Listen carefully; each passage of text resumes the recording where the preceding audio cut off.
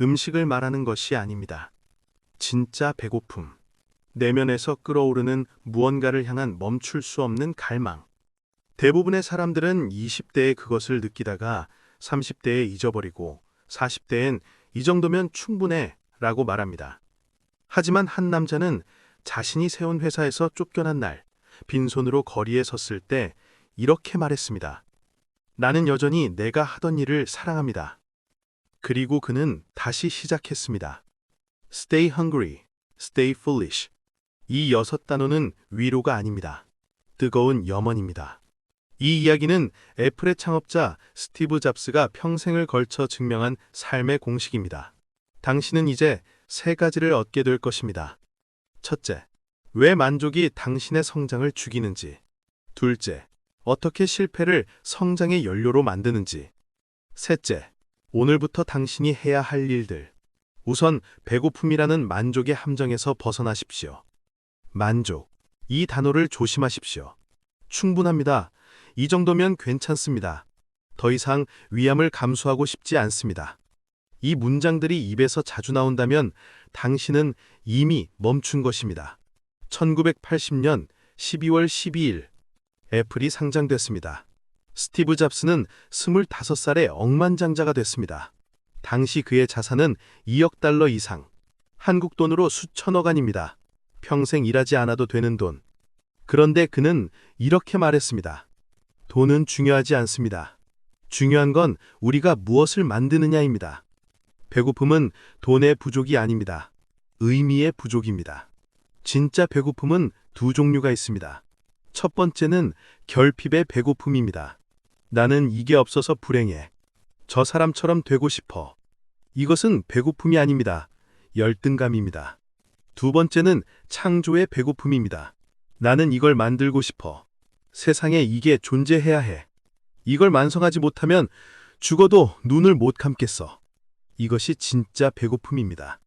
만약 당신에게 지금 10억이 생긴다면 무엇을 하시겠습니까? 대부분은 이렇게 대답합니다. 회사 그만두고 쉬겠습니다. 여행 가겠습니다. 아무것도 안 하겠습니다. 하지만 진짜 배고픈 사람은 다르게 대답합니다. 이제 더 큰 일을 하겠습니다. 돈 걱정 없이 내가 진짜 하고 싶던 걸 하겠습니다. 여기 질문 하나가 있습니다. 당신은 어느 쪽입니까? 지금 당장 종이를 꺼내십시오. 스마트폰 메모장도 좋습니다. 그리고 이 질문에 답하십시오. 내가 죽기 전에 반드시 만들어야 하는 것은 무엇인가? 돈, 집, 차가 아닙니다. 작풀, 영향력, 변화를 말하는 겁니다. 5분 안에 답이 안 나온다면 당신은 아직 배고프지 않은 겁니다. 배고픔은 느끼는 것이 아니라 선택하는 것입니다. 지금 당장 당신만의 갈망을 찾으십시오. 세상이 갖고 있는 선입견, 그 어리석음을 버리십시오. 그리고 세상의 안 돼를 무시하십시오. 현실적으로 생각하십시오. 그건 불가능합니다. 리스크가 너무 큽니다. 이미 누군가 시도했다가 실패했습니다. 당신은 이런 말을 얼마나 자주 듣습니까? 그리고 그 말을 들었을 때 얼마나 자주 포기합니까? 아이폰 발표 무대를 가졌던 일화입니다. 2007년 1월 9일 샌프란시스코 맥월드. 애플의 임원들은 그에게 말했습니다. 아이폰은 아직 완성되지 않았습니다. 발표를 연기하는 게 좋겠습니다. 업계 전문가들도 말했습니다. 터치 스크린? 사람들은 물리적 키보드를 원합니다. 전화기의 인터넷? 누가 그걸 씁니까? 애플이 휴대폰 시장에 노키아와 모토로라를 이길 수 없습니다. 그런데 잡스는 무대에 올라 이렇게 말했습니다. 오늘 애플이 전화기를 재발명합니다. 그리고 세상이 바뀌었습니다. 풀리시는 무지가 아닙니다. 상식을 거부하는 용기입니다. 세상은 2 종류의 사람으로 나뉩니다. 상식을 따르는 사람, 상식을 만드는 사람. 상식을 따르는 사람은 안전합니다. 하지만 그들은 절대 역사에 남지 않습니다. 상식을 만드는 사람은 위험합니다. 하지만 그들이 세상을 바꿉니다. 1997년 애플 광고가 있습니다. 미친 사람들에게 경의를 표합니다. 부적응자들, 반항아들, 문제아들. 그들은 규칙을 싫어합니다. 그들은 현상 유지를 거부합니다. 그들은 세상을 다르게 봅니다. 그리고 그들이 세상을 바꿉니다. 당신은 어느 쪽입니까? 당신에게 아이디어가 하나 있습니다. 당신은 그것이 가능하다고 믿습니다. 하지만 주변 사람들이 말합니다. 그건 현실적이지 않아. 리스크가 너무 커. 안정적인 게 최고야. 이때 당신은 어떻게 합니까? 대부분은 포기합니다. 그래, 다들 그렇게 말하니까 안 되나 봐. 하지만 진짜 어리석은 사람은 묻습니다.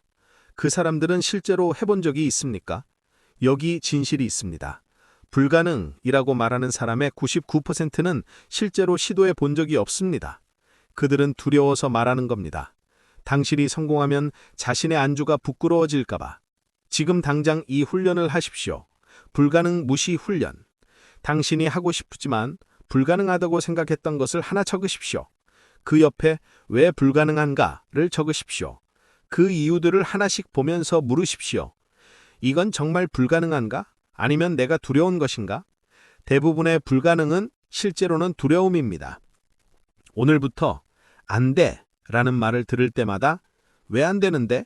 라고 물으십시오. 그리고 그 답이 논리적이지 않다면 무시하십시오. 이것이 stay foolish입니다.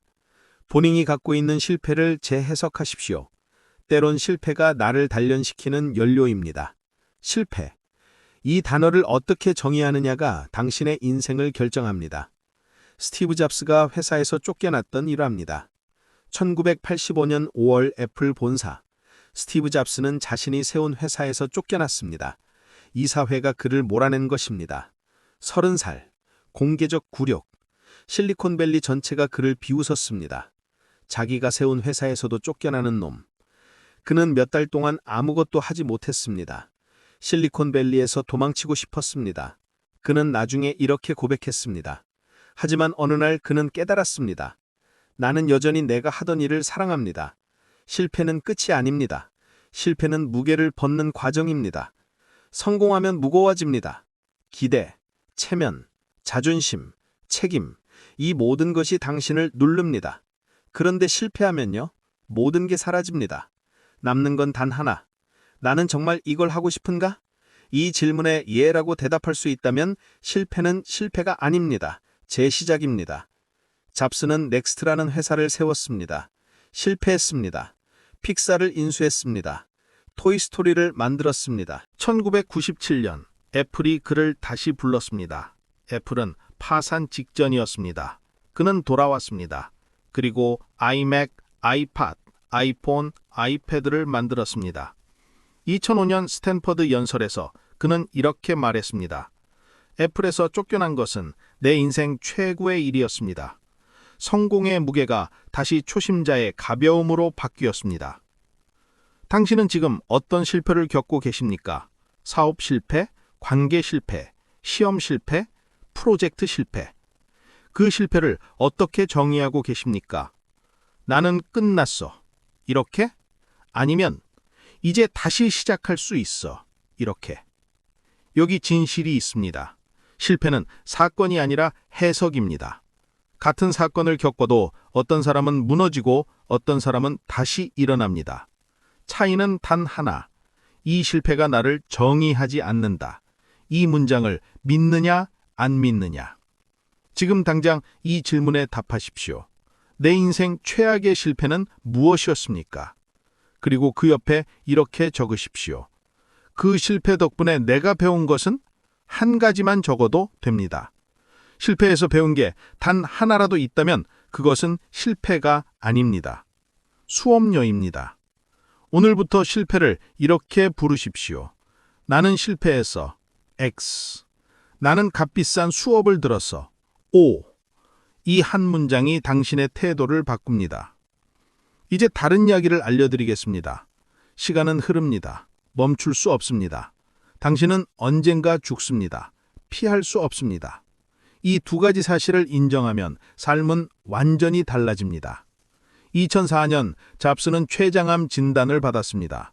의사들은 말했습니다. 3개월에서 6개월입니다. 그날 밤 그는 집으로 돌아왔습니다.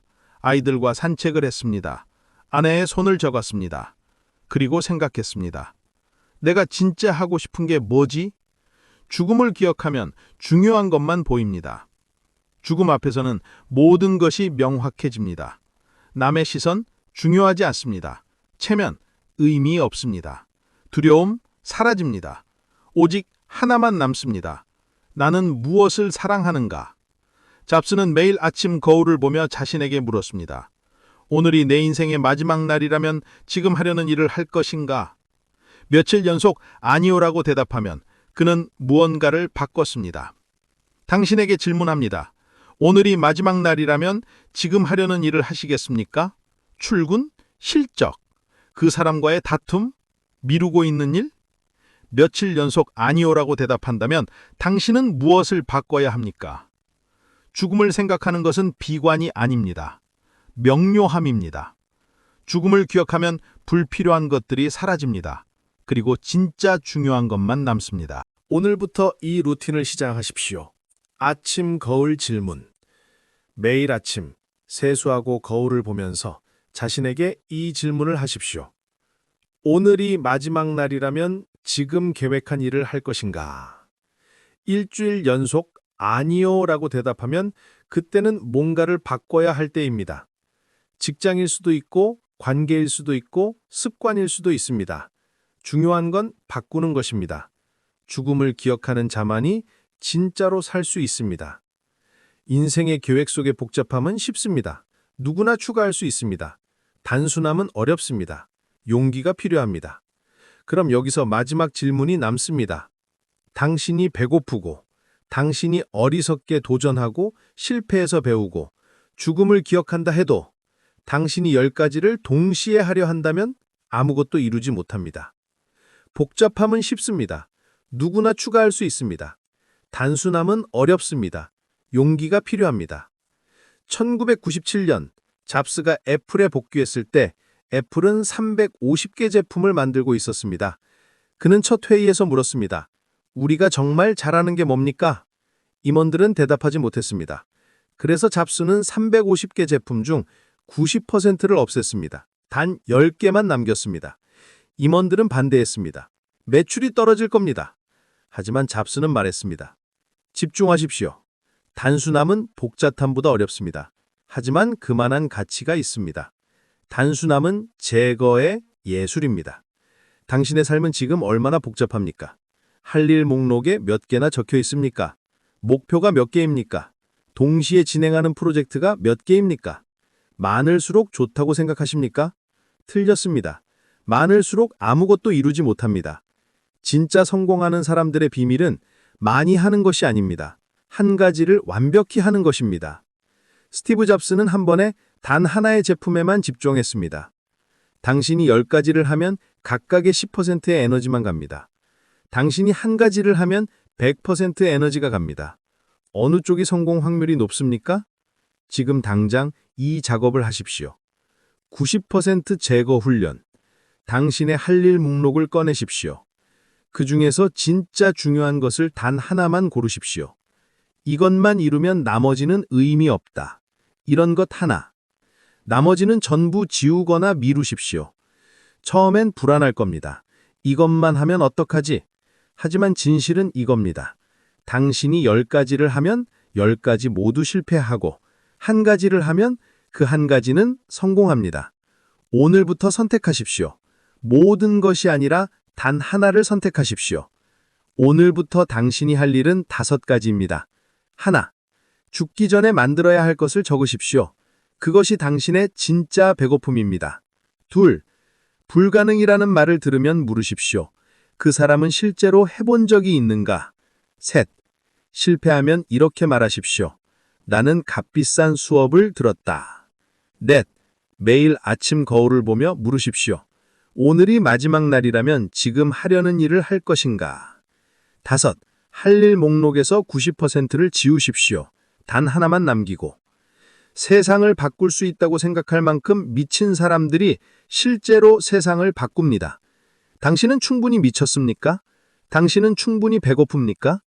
그렇다면 지금 시작하십시오. 이 영상이 당신의 인생을 바꾸는 시작점이 되길 바랍니다.